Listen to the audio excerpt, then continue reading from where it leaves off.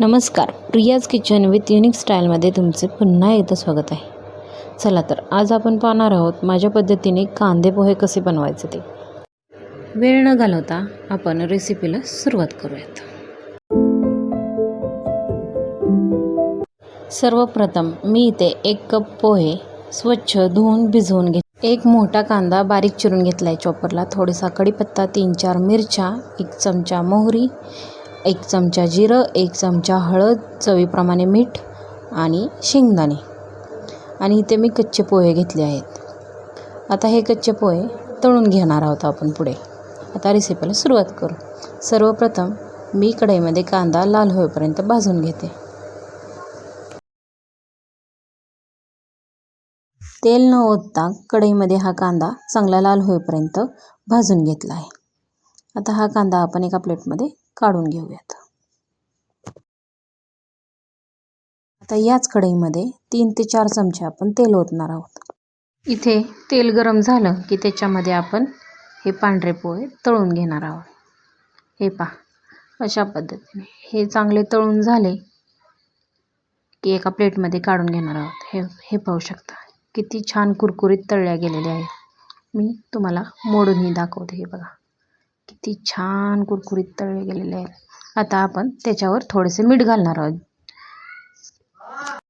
त्यामुळे ते अजून खायला खूप टेस्टी लागतात. मीठ टाकून झाले की आपण हे सर्व एकत्र हलवून घेणार आहोत. आणि त्याच कढईमध्ये आपण फोडणी तयार करणार आहोत. मोहरी टाकून घेऊन थोडंसं जिरं टाकणार आहोत. हे चांगलं तडडलं की त्याच्यामध्ये आपण कढीपत्त्याची पाने टाकून घेणार आहोत.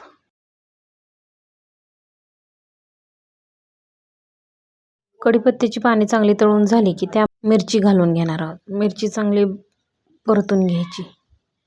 मिरची चांगली शेंगदाणे टाकायचे. शेंगदाणे पण एकदा चांगले परतून घ्यायचे. चांगले लाल परतून झाले त्याच्यामध्ये आपण कांदा घालून घेणार आहोत. कांदा चांगला परतून घ्यायचा. हे सगळं जिन्नस एकत्र चांगलं परतून झालं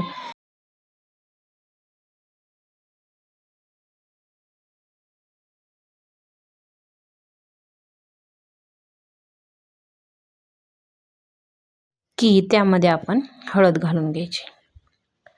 हळद घातल्यानंतर मीठ, चवीपुरते मीठ घालायचे आणि हे सगळं पुन्हा एकदा परतून घ्यायचं. 1 मिनिट हे चांगलं परतून घ्यायचं.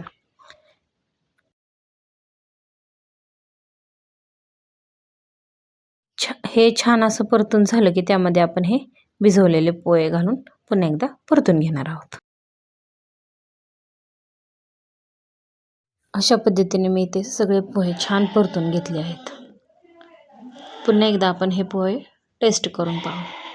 अशा प्रकारे इथे आपले पोहे बनवून रेडी आहे.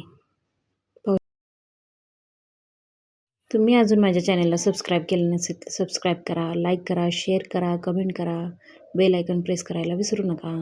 पुन्हा भेटूया अशाच नवीन एका रेसिपीमध्ये. तोपर्यंत बाय बाय, टेक केअर.